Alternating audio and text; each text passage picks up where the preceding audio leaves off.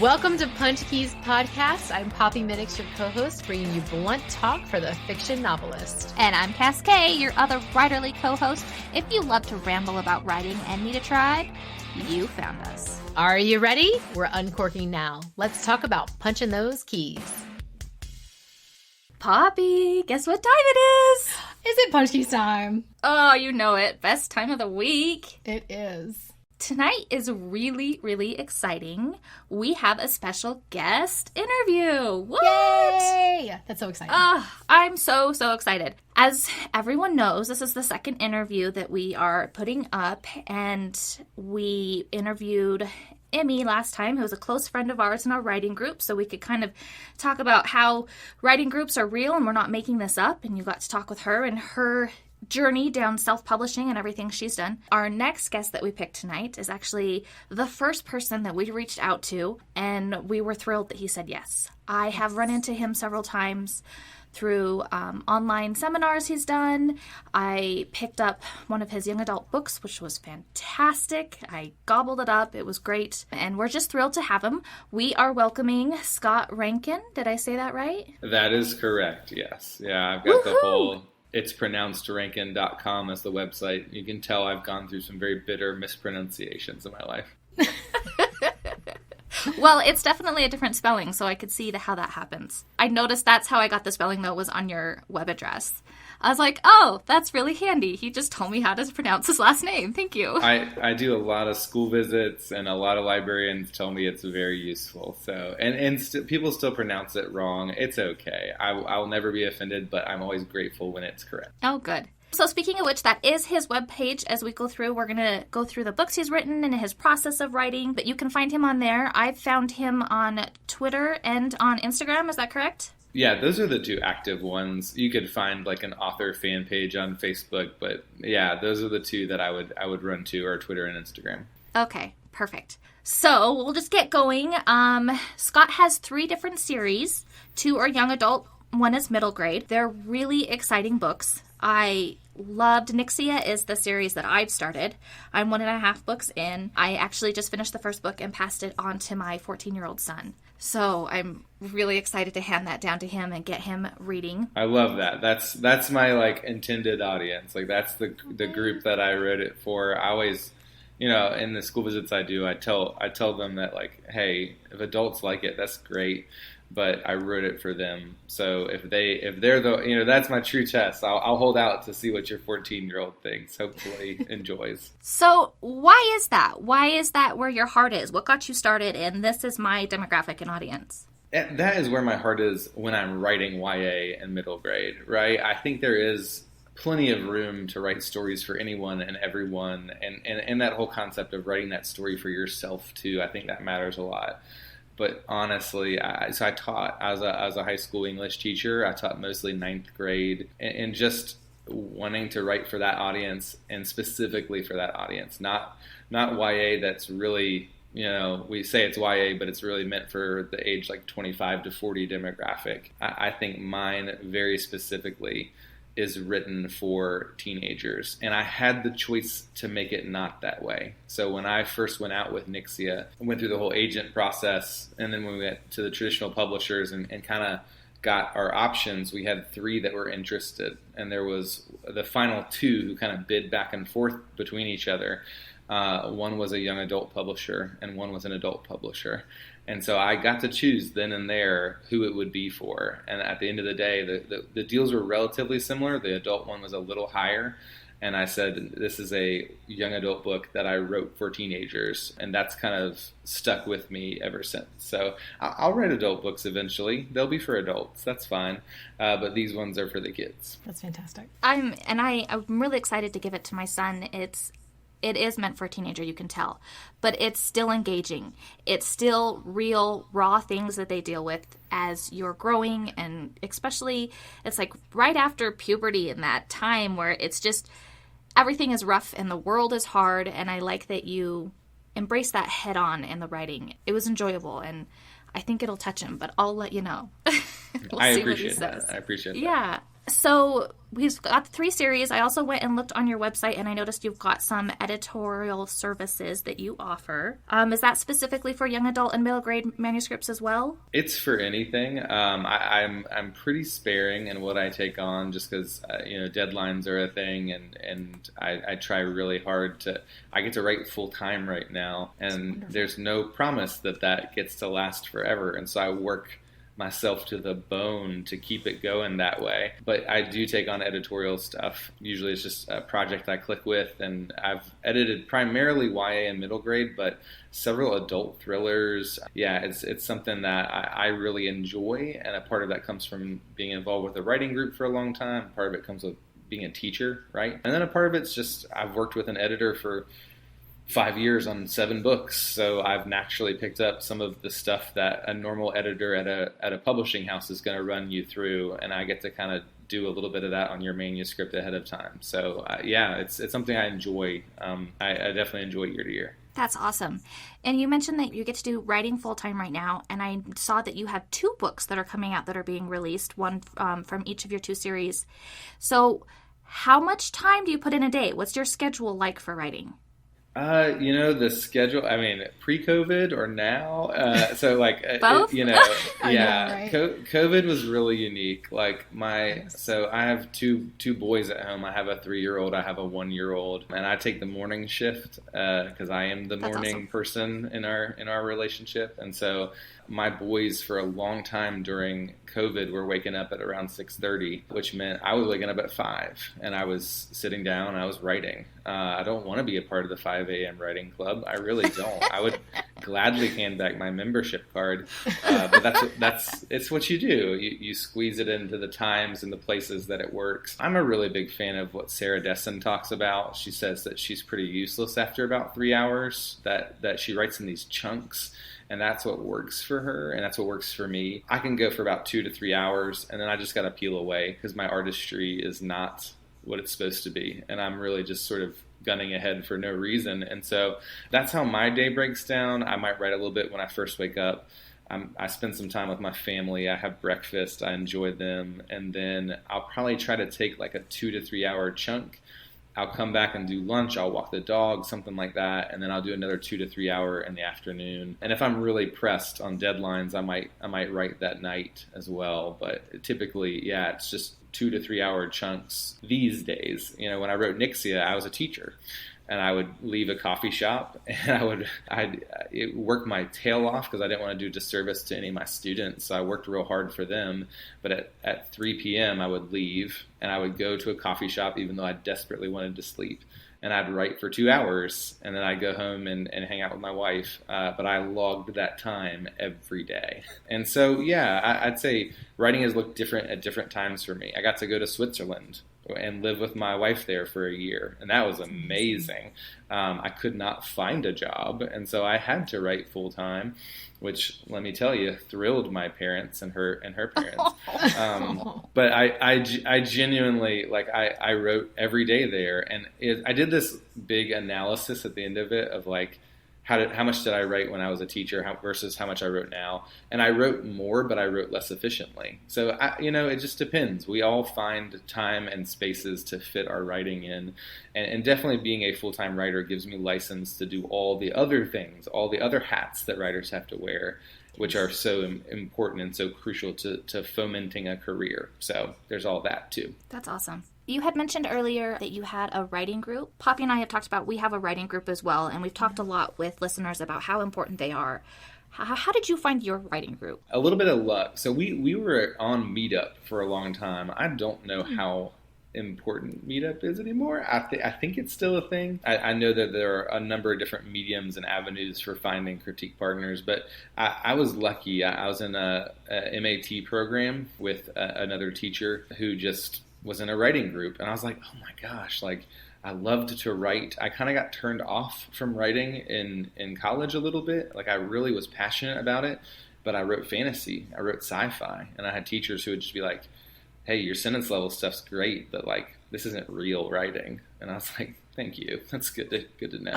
And so I kind of peeled away from it for a little bit and was like, well, I guess I'm just going to teach.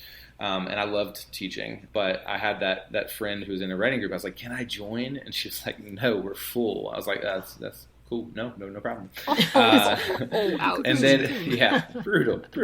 But then she apparently one of their members was just a huge jerk, and he had an especially jerkish moment the next meeting, and she's like, we actually have a spot. Do you want to join?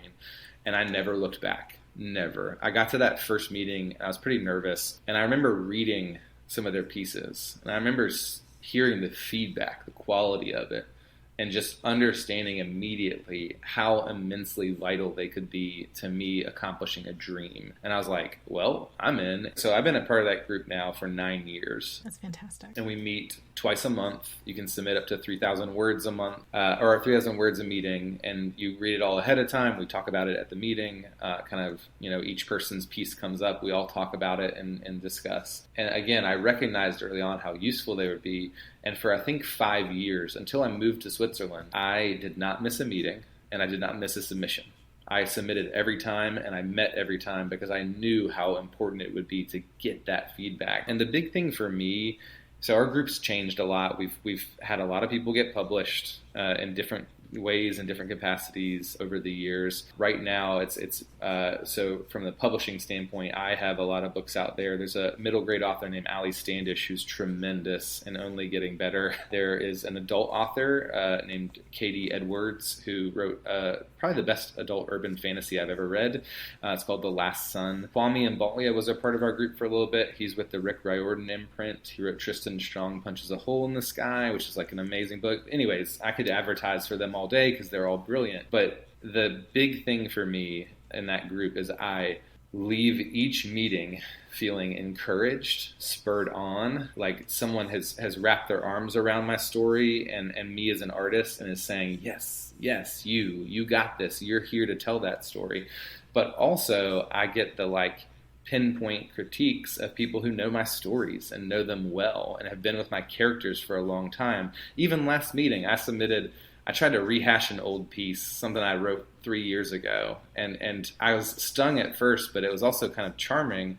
A friend who was critiquing it, he's like, this is your old writing. I know it is. He's like, this isn't you anymore. You're actually a lot better than this now, and you shouldn't go back. You need to go Sometimes forward. That truth hurts. It hurt. It stings. It's good because you see your progress, Yeah. And it's better to get that from your writing group than from reviewers or, Agreed. And no, that's also something, if you've got a wide enough readership in that writing group, is you're going to get, of course, there's no book that everyone loves. It just doesn't exist. You go look at The Hunger Games, which is a very well-reviewed book, and there are thousands upon thousands of one-star reviews, right?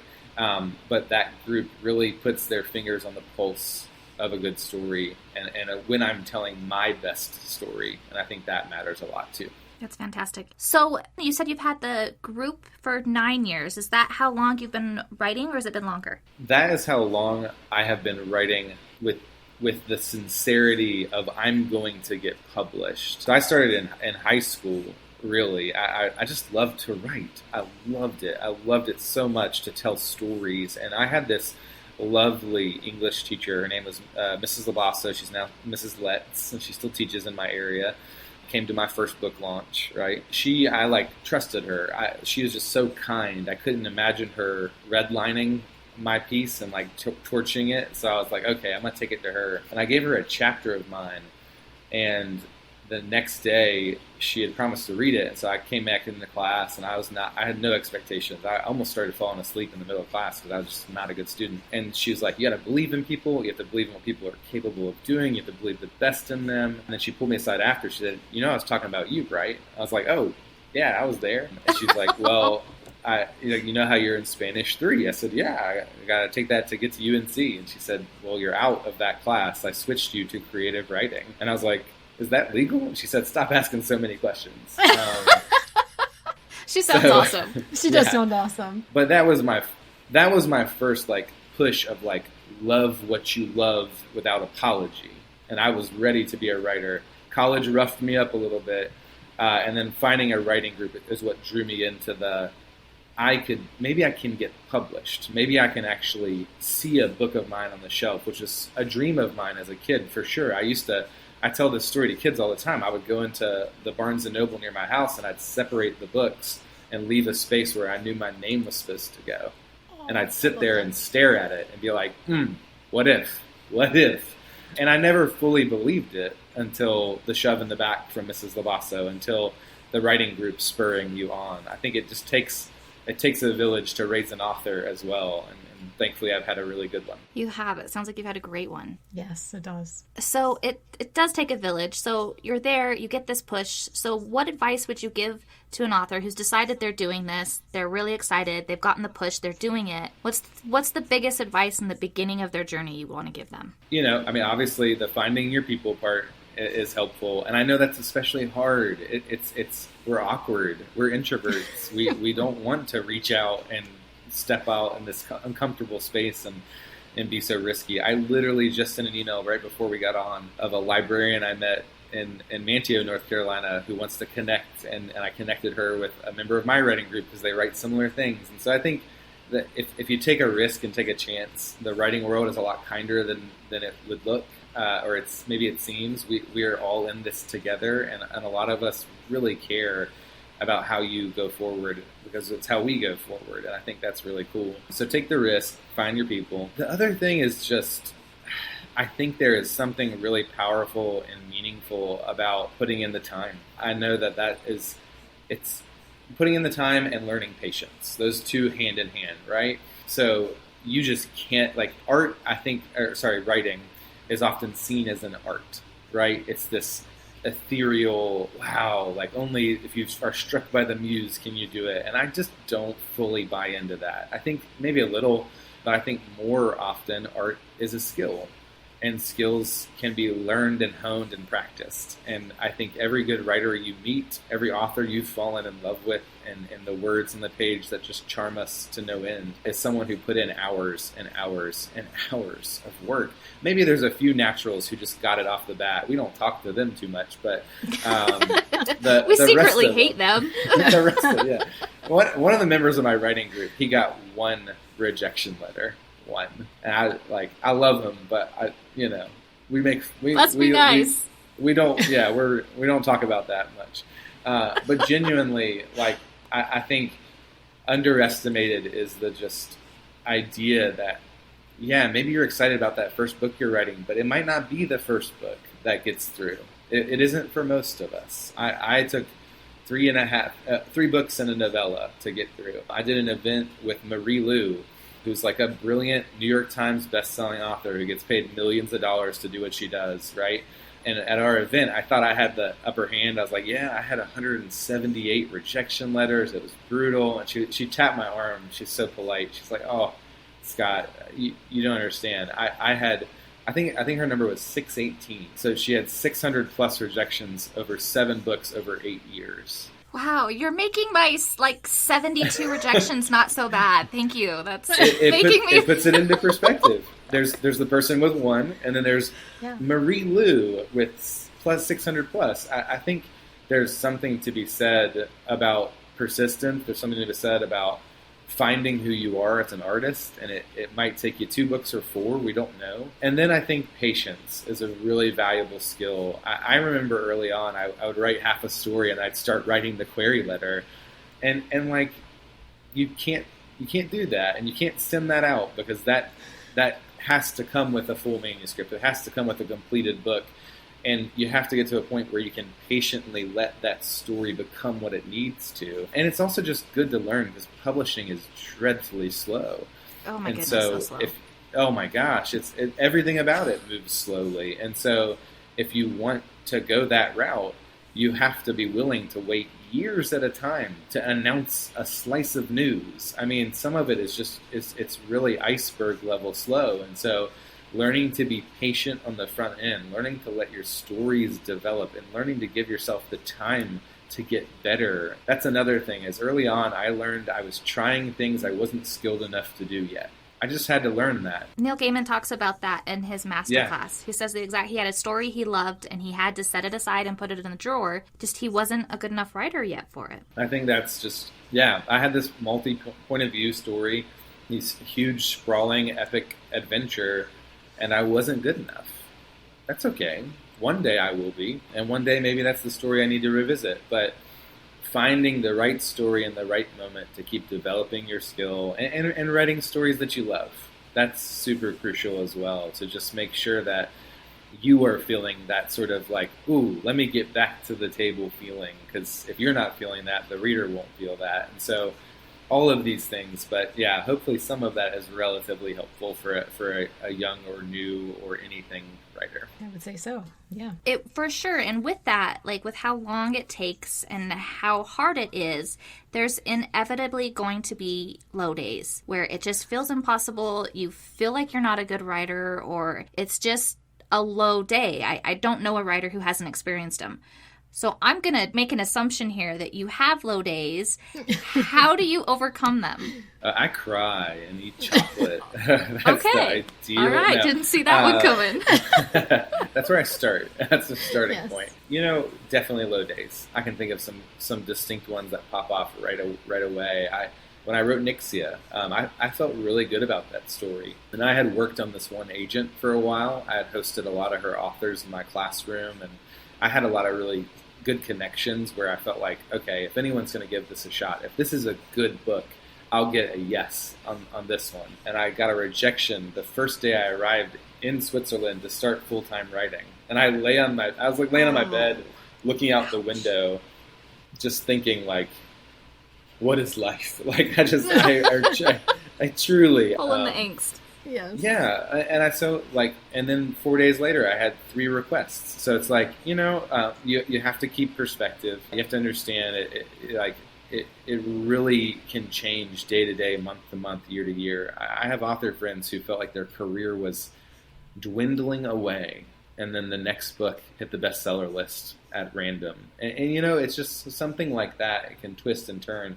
So for my low days, chocolate, crying. I think having a writing group like I have is truthfully such an important thing, because I have members of that group I trust immensely, and I'll email them real quick and say, hey, do you want to have a quick call, and we'll talk, or we'll meet in person and have coffee, and they will walk me back through the truths of who I am as an author. And you need those folks. And, I have a great, wonderful wife as well, who will sit there and remind me of my value and what we've been through so far and how incredible it is too. So the one thing I would say too is, just because there's success, like I've had 7 books come out now. I have an 8th on the way. I have a 9th and 10th that just sold to Simon & Schuster a little while ago. It's cool, right? Big things are happening. Way cool. That is way cool. It's fun. That's the dream. That is. It is the dream. And yet I have low days. I have days where I feel like I'm fading away from an industry that moves very fast for a certain time, for its marketing and for who's the hot item and what is the next thing. And so I think there's just this idea that even when you do the thing that you love the most, it's still immensely difficult and immensely challenging. So having the right people and having the right focus, knowing what success looks like to you going in. And then Nick Stone and I talked about this early on. Nick Stone, she's the author of Dear Martin and Dear Justice, a lot of best-selling books. We were in the same imprint and the same debut class. And so she messaged me right when I got my pub deal, and she was like, we're going to be best friends. And I was like, I don't know you, but okay. Sounds good. Sure. And so one of the things she told me about, because she ascended pretty quickly and had a really, really successful sort of upward trajectory.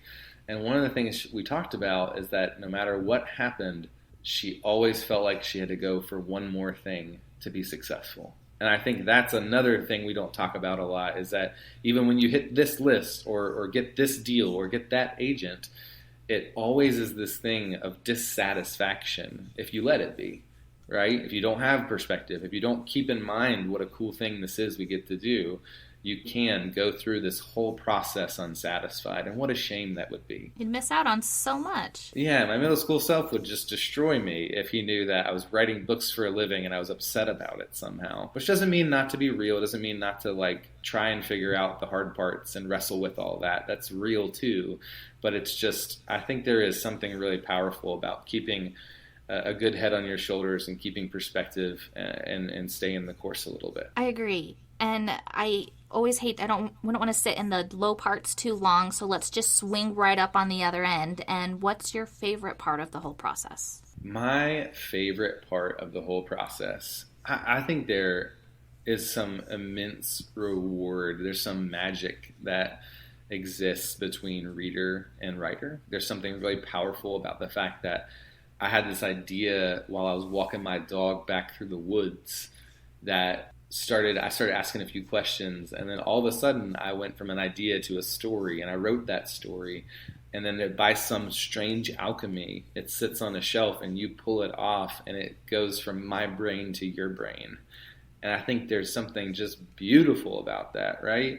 Like, what a thing we get to do to make up stories and create characters and dive into worlds. I think that is just one of the coolest things that exists. And so that's probably my favorite part. And I've had some moments with readers that just will keep me afloat for years. So I told you I went and found my book on the shelf, right? I would go and find the spot. I'd separate the books out and leave an empty space. And I tell that to kids a lot because I want them to have big dreams, right? And so it was during my Nyxia Unleashed launch, so the second book in my Nyxia trilogy. I had a young girl who had seen me talk maybe a week before and came through the line, and she's waiting with her copy, and I kind of recognized her. I was like, I think you're from that school. And so she came up and she kind of leaned in close and she said, I just want you to know, I found the place where my book's gonna go. And I was like, oh, that's amazing. That's fantastic. Yes, you did. So I think those moments are what buoy me through the low moments, especially just knowing that people have read my book and engaged with it. There is a kid out there for whom my book is his favorite series. That's cool. I get to be a part of his canon. That's amazing. I think magic is the best way to describe it, and that's how you described it at the beginning. It's this magical relationship, transfer of creation. Beautiful. Amazing. And I think that the reason that's so rewarding too is that's the part we're so insecure about and so scared about is, will anyone like this? Will anyone want to turn the page? And so I think it's just such a gratifying reward to see it happen. Yeah, that's probably my favorite part, I would say. That's awesome. That is. So walk us through the whole process of a first draft. The whole process. Okay, let's see here. Maybe not the whole process. I don't think we have hours and hours. Right. Give us, let me rephrase this. That's a good reaction. Thank you. So what expectations should someone have if they haven't ever finished a first draft? Give them some bullet points of what they should expect in that process so they can be realistic with themselves, but also be patient with themselves. So the weird thing is that everyone approaches writing so differently. And so we could get into the gardeners versus architects conversation, and should you plan it all out or should you let your characters kind of take over and run the show? And I think the right answer is different for each person. For my purposes, I do think there is, especially for newer writers, there is some real wisdom in trying to follow in the footsteps of folks who've come before you. I think we're all desperate to be original, when in reality we are original, and we can bring our original voice to some tried and true concepts that really work and are super readable. So you do not have to reinvent the wheel with your first book. You just have to tell a familiar story in a cooler way. Right? And so I think there's something to that. For my purposes, I start with a weird idea. I start with a weird concept like phoenix horses, right? That was one of the first concepts that came to me for Ashlords.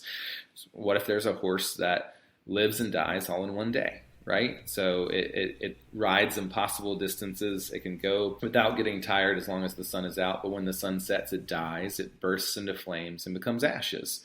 And then what if the riders have to mix powders into those ashes to summon the horse back to life the next morning, but maybe different powders create different types of horses. And so all of a sudden you've got a story concept, but Now you have to build around that. So, hey, cool concept, horses that live and die all in one day. Well, what kind of society are they in, and what kind of race would they build out of that? Well, obviously this epic 5 or 6 day race that requires you to change your horse each time, because each challenge requires different sort of types of horses. So like you'd want this horse for this leg of the race, but this one and this one. So all of a sudden you kind of ask enough questions that your story finds momentum.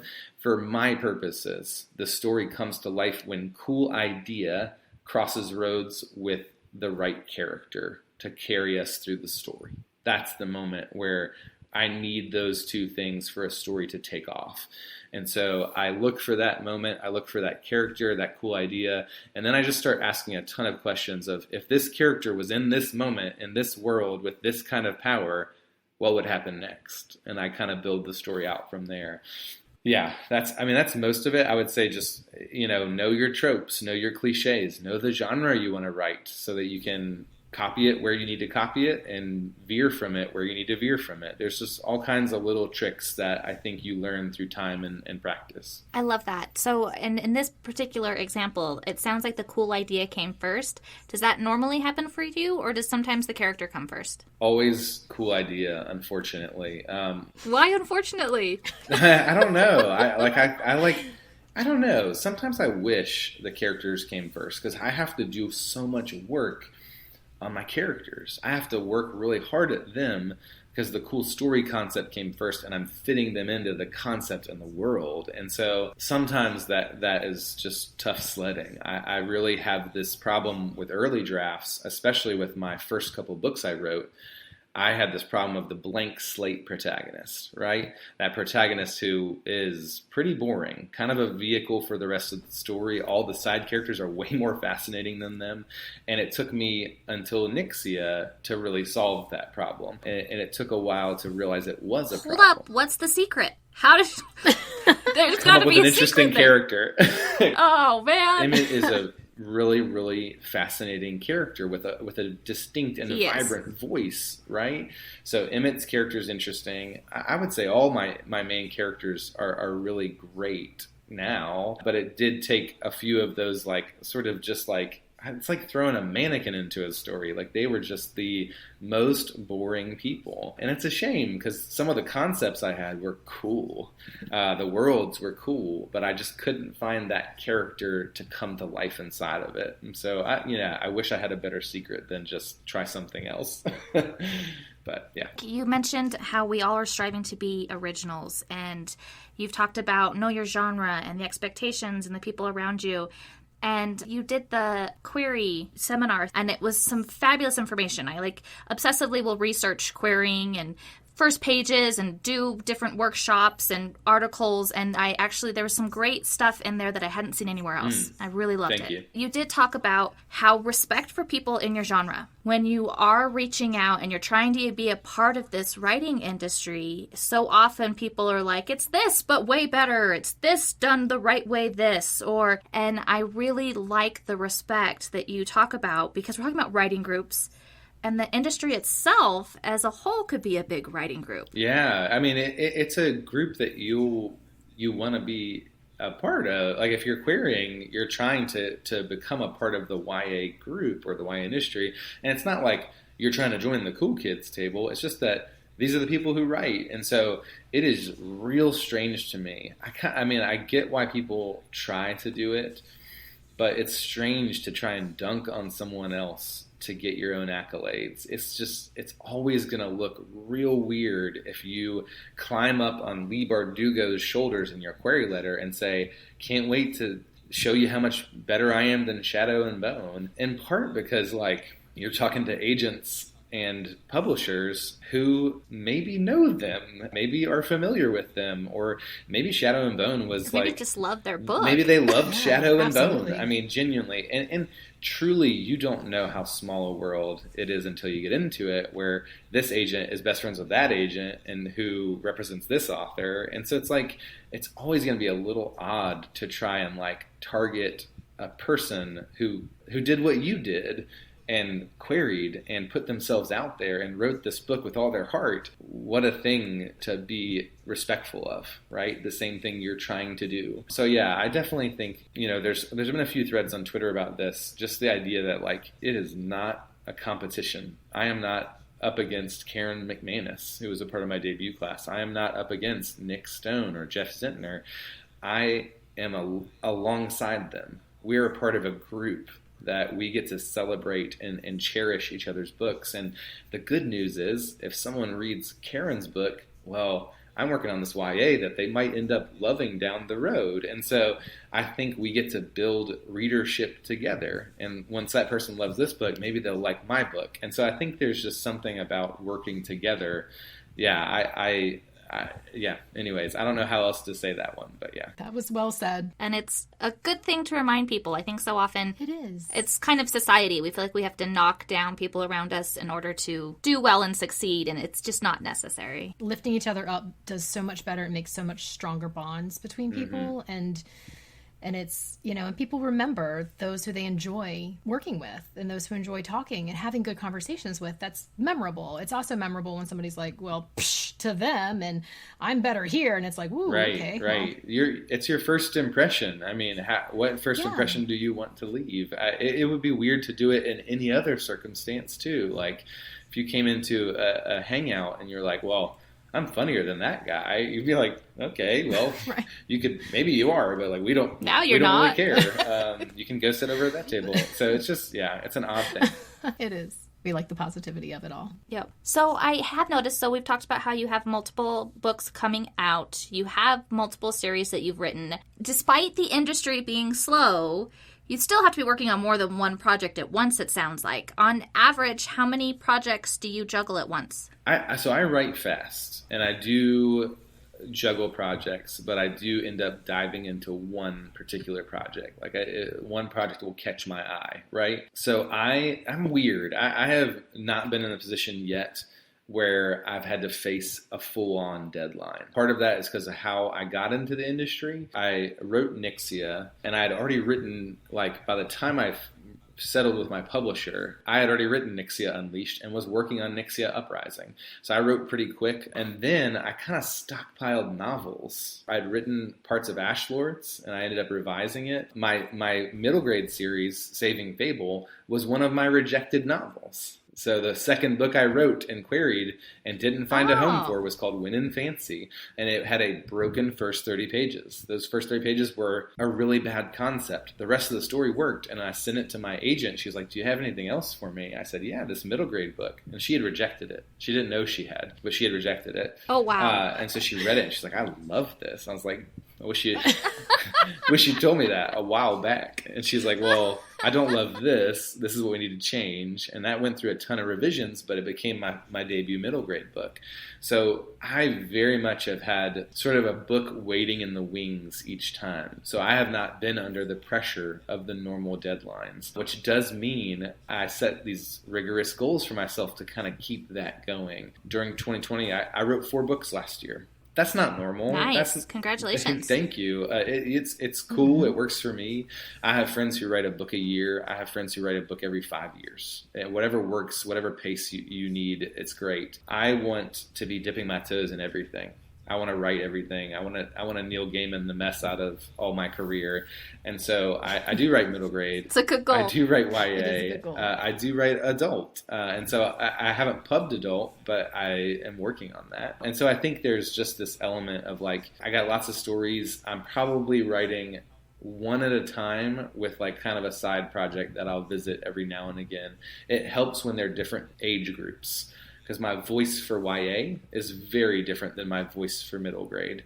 And if I can jump to one of those in the afternoon and one of those in the morning, I find they're easy to mentally separate because the voices and the tone are so different. And I know that doesn't work for some authors. They can't do that, and that's okay too. Most authors are usually like your first draft stage, but then there's like stages of editing. I guess that's a two-parter question. How much editing do you do after the first draft on a novel? And 2, do you mix that up when you're juggling multiple projects? Like one you're working on the first draft, one you're working on the editing draft, maybe? So the first part of that question, I would say yes. Again, very strange. Some people are like, just get it on the page. And I am that way too.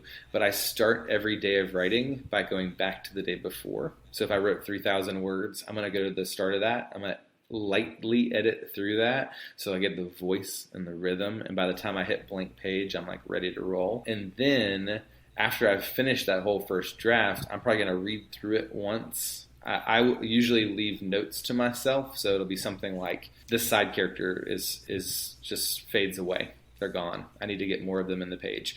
And so I'll leave like 8 or 9 global notes to fix, and I'll go back through those, and then maybe I'll go back through and read through and just tweak little lines. Then I submit that out to people and get feedback, whether it's beta feedback or whether it needs to go to an editor for their feedback. Just depends on the project. But from there, yeah, I mean, I'm doing editorial passes with my editor, maybe 2 or 3. I'm doing copy edits with copy editors. There's a whole run. Nyxia went through 13 edits. That's not too bad from other stories. Some are more intense. My friend who only got that one rejection letter had to like remove the prologue. And I think they made a mistake. That prologue should have stayed. It was the most brilliant prologue I've ever read, and so I still think that was wrong. But like, different people, different edits. That's fair. You had mentioned you had sent out Nyxia, and then you had already most of the second one written, or had started it. Did you know what was going to happen in the third when you were sending the first? How do you feel about series writing? I didn't. Brandon Sanderson talks about the idea of like, get a bunch of different projects out, because if an agent is kind of close but doesn't like one project, then you have a new project, not a sequel. Because if they didn't like the first one, they're not going to want the sequel. So I kind of have always preferred that approach, especially early on when you're agent hunting and all that good stuff. I do think if you just have a real sense like this is the book, then it doesn't hurt to step into the sequel. It might not make total sense to write the whole thing, but if that does find a home, and if the agent does love it and the publisher does love it, of course they're going to love that you have a second book lined up and ready to roll. I don't think there's a one-size-fits-all sort of solution to it. My temptation is to say, write that first book and detach yourself from it and write the next one. Not the sequel, but the next story concept. Because I think this is publishing is a game of as many eggs in as many baskets to break through as possible. And I think that's a good reminder. Yeah, my first book that I got rejected, I wrote the whole sequel to. And is that one still sitting in a drawer? It is. They both are. So I put almost a year's worth of writing into a sequel that, because the first one wasn't picked up, had no chance of getting picked up. So, I've seen it work out different ways for different people, but that's always a more risky move, is to write the sequel before the first one will sell. That makes sense. Yeah, I started digging heavily into the sequel when I started getting agent offers. Like, Nyxia got 20 manuscript requests and 8 offers of rep. Gosh, I'm jealous. That's gorgeous. It was awesome. I mean, especially when my first 2 books got no offers of rep and got, I think I had 1 manuscript request from the same person on each of those books. And she read it in 2 weeks and was like, nah. So I think, from that to that, it was awesome. But as soon as I had the first offer of representation and I knew I was probably going to have an agent, that's when I started digging into the sequel to figure out what could I do with the next part of the story, because it felt a little bit more real. That makes sense. It does. All right, we're getting close here to the end. I've got some kind of fun questions here to tie up with. Sounds good. One of them is, if you couldn't write full-time, writing was not an option, what job would you be able to do full-time and still be happy with? Oh, teaching. Yeah, I loved to teach. It was hard. It was difficult, but it was so rewarding and so good, and I miss it a lot. I will go back to it eventually, I think. That's awesome. We need more good teachers like that. We do. That's a hard profession. It is very difficult, yes. All right, so book recommendations. 1 for pleasure, 1 for craft for writers. Book recommendation, 1 for pleasure, 1 for craft. Gosh, I'm such a prisoner of the moment. So, I literally looked over, and I have just started Amari and the Night Brothers by B.B. Alston, which I'm really enjoying. So that would be my suggestion for pleasure. It's a middle grade book, one that's gotten a lot of attention recently, and deservedly so. The first couple chapters have been awesome. I'm only a couple chapters in, so that's all I can say about it. And then for like writing stuff, my heart always soars back to Anne Lamott's Bird by Bird. That's just more heart craft than anything. She gives some very useful advice, like her small assignments chapter and stuff like that. But just genuinely someone who gets the core and heart of what it means to be a writer and is kind of just speaking to your heart as a writer. And we don't get a lot of that. So I think that's a go-to for me. It's a great recommendation. Do you have recommendations for writers out there as resources, blogs, podcasts, different places to go to learn and develop as a writer? Yeah, I listen to Writing Excuses, and more specifically, they have a podcast season that they like broke down sort of genre stylings, and they specifically broke it down into this is all about wonder and just getting the idea of wonder to the reader and how do we do that in a story. And that was my favorite storytelling breakdown of all the different components of story and what your main component and side components can be. Some seasons are super misses for me, where I like listen to a few podcasts and I'm like, this isn't working. But that particular season taught me so much about some elements that I had neglected in my storytelling. Other resources, 88 Cups of Tea is another good one. I think just it's very valuable to be tapped in to the industry as a whole. I am very much a student of the industry. I love to know the ins and outs. And so hearing an agent talk directly in a podcast is crucial. That's awesome. Like, you can't get that anywhere else. It also does help to be on social media. Even if you don't want to get involved in social media, like follow your favorite agents on Twitter, your favorite publishers, find out what they're talking about and what they're thinking about, and it will tap you in for the query process in a way that's super important. And then, if you don't already know Manuscript Wishlist, #MSWL, it's really, really cool, and it's a very direct line to some very specific requests publishers and agents are making for stories, and it can help you get a sense of what people are interested in, and maybe how that lines up with what you're interested in. It's great. Social media and the world right now, you get to like know people, not like the author themselves or the agent themselves, and it's not as scary as it seems. It can be pretty, I don't know, uplifting to know there are other people out there doing this and we're all doing it together. And if you're really going for the nice, friendly, connective environment, Instagram probably the better of those two, because they tend to have slightly different modes of operation, and Instagram tends to be the one where if you want a soft landing and you want to enjoy yourself and you want to just kind of dig into the aesthetic and the enjoyment of writing, that might be a better suited place than Twitter.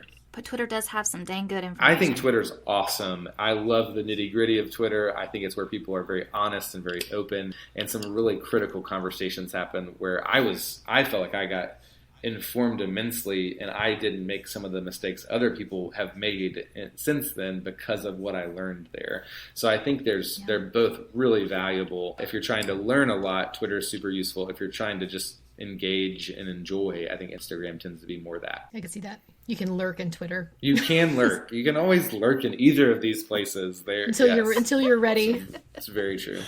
Be the lurker. I'm so grateful for your answer when you were talking about the podcast you listened to, Writing Excuses, because you reminded me there was a question I really wanted to ask you that I forgot. So thank you. You talked about how eye-opening it was to look at genre expectations. And Poppy and I both really believe knowing genre expectations changes the game a lot, and it ups your game a lot. So as a fantasy science fiction author, what are some genre expectations that you hold to, and what are some that you love to break? So I think naturally as a storyteller, especially if you're a reader of that genre, you're going to hold to some of the genre expectations regardless. Like, you're going to naturally, intuitively do some of the things that are inherent in your genre. My big thing is to tell the best story. That is 100% what I want to do at all times. And one of my favorite stories, it's a part of, inspired some of Nyxia for sure, is the Red Rising trilogy by Pierce Brown. He writes an immensely good story. And what he is doing that I think is a little different than a lot of the sci-fi that came before it is he literally is just taking us from the most interesting thing to the most interesting thing to the most interesting thing over and over and over again. He did not bother with the let's go large scale and really explain this in a very didactic scene. It was just I'm going to mess some people up here, and this is going to mess people up, and that person's dead, and oh my gosh, what happened over here? And I think I saw that, and I was like, of course, like, this is awesome. I love the immediacy of it, and he's using all the tools in his toolbox to draw us into this visceral moment-by-moment existence. And that's awesome. And so I think there's just something to be said, maybe for, definitely knowing your genre, knowing the tropes of that genre and how to play off of them, but also just finding the threads of storytelling that you love and emphasizing those in however you're choosing to jump into the genre. The other big thing, and I run into this as an editor, I run into this as a writer, I run into this as a teacher.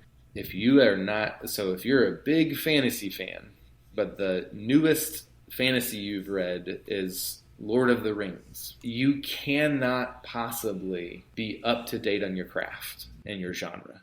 You have to know 2, 5, 10, 20 titles that have come out in the last 10 years, or you are comparing yourself to not a dead, writing doesn't die, but people aren't acquiring Lord of the Rings anymore. And so I will get these queries from folks. I'll get these editorial jobs offered to me of a book that's like, this is, I think, kind of like a modern Lord of the Rings. And I'm like, it might be, but most likely it's you writing the Lord of the Rings. And it's your voice and it's your tone, but it's the Lord of the Rings. And there are way newer things happening than the Lord of the Rings. And so I think there's just something really tremendously crucial about reading in the now.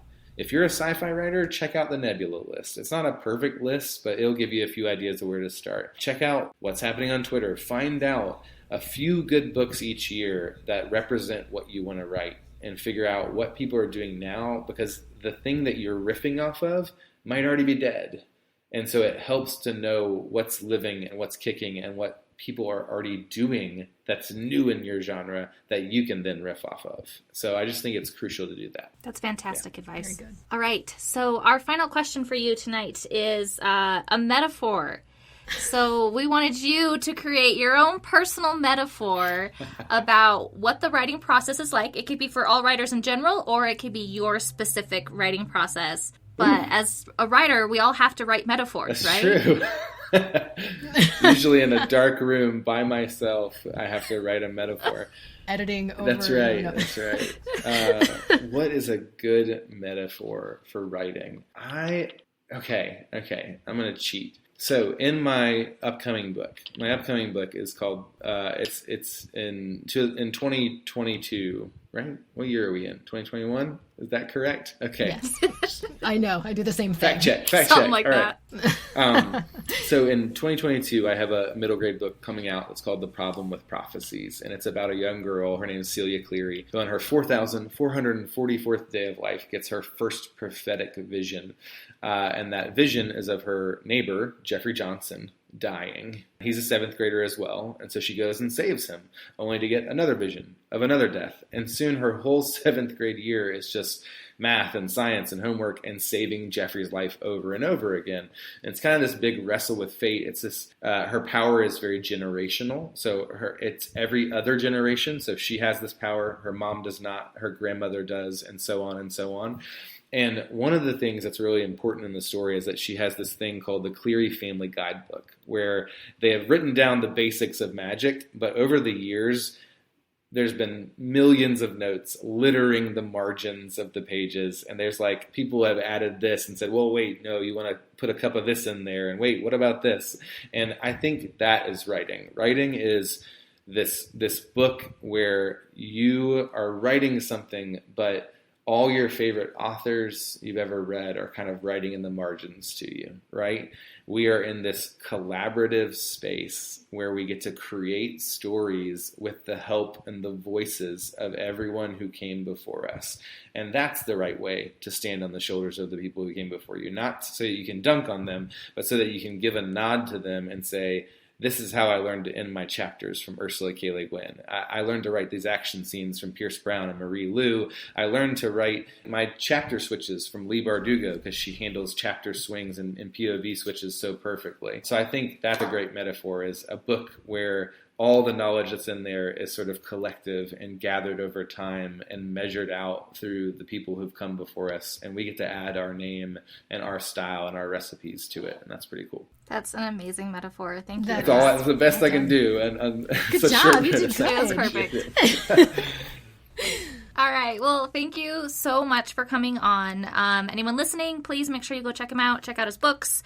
Give him a little poke on Twitter. And tell him that you're lurking on his stuff. I'm sure he would love that. Yeah, come ask questions. I'm always open to talk. And hopefully, if you're a writer and trying to figure things out, I try to be as helpful as possible. So awesome. Fantastic. All right. And until next time, everyone, keep punching those keys.